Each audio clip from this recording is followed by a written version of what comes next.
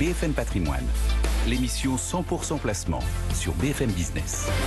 Et on accueille ce matin pour l'UFF José Fernandez. Bonjour. Bonjour Cédric. Merci d'être avec nous pour évoquer l'immobilier dans le patrimoine des Français. On refait un petit panorama justement avant de rentrer dans le détail, de parler des modes de détention, etc. Bien volontiers, on a l'INSEE qui a sorti l'édition 2021 de son étude sur les revenus et sur le patrimoine des ménages. C'est toujours très intéressant. Moi, je découvre toujours des chiffres assez intéressants dans ce rapport. Et on voit par exemple que 50% des ménages français détiennent 92% du patrimoine immobilier français, alors détenu par les particuliers, non pas par les institutionnels. Et dans ces 50% des ménages, la part de l'immobilier, c'est en moyenne 60%, et pour certains ménages, ça dépasse les 75%. Donc ça veut dire que, on le sait, les Français aiment l'immobilier, aiment la pierre, ça c'est une confirmation. Et puis ce qui se passe sur les marchés financiers ne va pas, à mon avis, tuer cet engouement. Les Français aiment la pierre, et on a même 25% des ménages qui détiennent plus des 2/3 des logements que l'on peut mettre en location par des particuliers. Donc on voit que c'est quand même assez concentré aussi chez les hauts revenus, ce qu'on appelle les déciles du 4e au 9e à l'INSEE. Et puis on a aussi des transactions qui ont battu un record incroyable, plus d'1 130 000 transactions entre le premier trimestre 2020 et le premier trimestre 2021, alors qu'on était en pleine crise du Covid. Alors on connaît les raisons, la fuite vers la province, etc. Mais on voit bien que l'immobilier, ça reste la pierre angulaire, sans mauvais jeu de mots, du patrimoine des Français. Avec quel type de mode de détention, justement ? Alors, schématiquement, on a deux manières d'acheter de l'immobilier. Il y a celle que tout le monde connaît, que tout le monde voit, qu'on peut toucher, c'est en direct.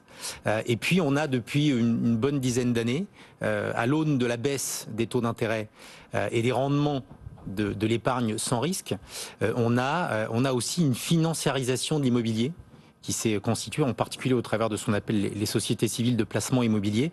Et ça, c'est un mouvement de fond qui depuis 10 ans fait la pierre papier, quoi. C'est de la pierre papier. Et en fait, dans ces 60% de détention IMO, on ne tient pas compte de la pierre papier. Donc peut-être que finalement les Français en détiennent davantage. Justement, rentrons un peu dans le détail de l'immobilier physique. Alors l'immobilier physique, c'est toujours un sujet. Il faut savoir pourquoi on achète. Il faut d'abord bien déterminer l'objectif patrimonial. Est-ce que c'est pour le céder à ses enfants, pour le transmettre? Est-ce qu'on a besoin de revenus complémentaires? Est-ce qu'on a besoin de protéger son conjoint? C'est très important. Et ça va déterminer le mode d'acquisition en immobilier physique. On peut l'acheter à comptant parce qu'on a eu la chance de percevoir une somme d'argent et qu'on n'a pas la capacité financière en termes de trésorerie à subir un crédit. Ou on peut l'acheter à crédit. Alors attention, avec le HSCF, on a des taux d'endettement qui commencent à être un peu plus réduits. On a la chance d'avoir eu des taux d'intérêt au plus bas historique depuis une dizaine d'années, ce qui a tiré les prix vers le haut et également les transactions, mais qui a facilité en fait l'acquisition. Après, on peut l'acheter nu, c'est-à-dire un appartement n'importe lequel, ou on peut l'acheter meublé. Donc ça, c'est encore un cas particulier. On peut l'acheter neuf ou ancien, bien entendu, et puis on peut l'acheter seul, en général en couple. Mais aussi on peut l'acheter à plusieurs, en collectif, via des systèmes de club deal dans le private equity ou via le crowdfunding qui est devenu aujourd'hui quelque chose assez tendance, où on peut, pour des sommes assez restreintes, acquérir un bien immobilier en direct, mais en collectif. Donc on a différentes manières de l'acquérir. On peut même l'acquérir en démembrement, on peut l'acheter en totale propriété, ou alors en nue propriété, absolument. Bon, ça, c'est l'immobilier physique. Pour la pierre papier?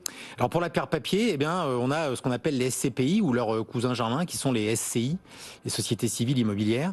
Alors les SCPI, il y en a un nombre très varié. On a beaucoup de SCPI thématiques qui se sont développées récemment. Initialement, les SCPI étaient plutôt positionnés sur le bureau, et puis plus historiquement sur le commerce. Bon, évidemment, on a pas mal de questionnements sur le bureau, donc on a développé toute une panoplie de SCPI qui vont investir plutôt en Europe, en particulier l'Allemagne, qui peuvent investir sur la santé, sur la logistique, le fameux dernier kilomètre des surfaces de vente en ville.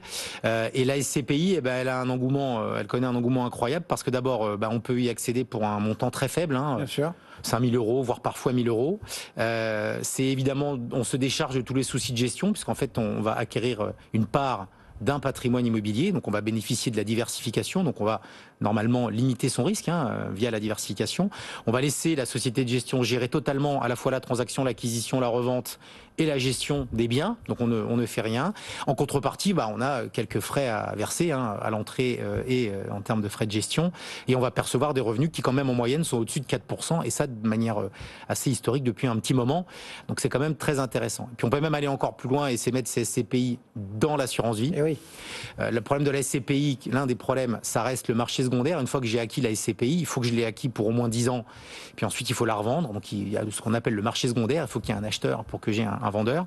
Si on le met dans l'assurance vie, on règle ce problème de liquidité, effectivement. Mais on rajoute une couche de frais. Par contre, on rajoute une couche de frais, c'est-à-dire que l'assureur va aller prendre une partie du revenu et ne va pas distribuer la totalité du revenu auprès de l'investisseur, ce qui est normal puisqu'il va porter lui ce risque de liquidité. Non. Un mot pour conclure ?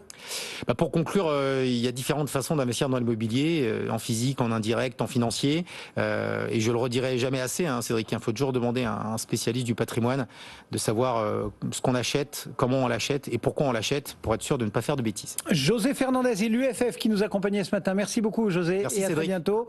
Le marché parisien, on va jeter tout de suite un œil sur le détail de la séance en cours.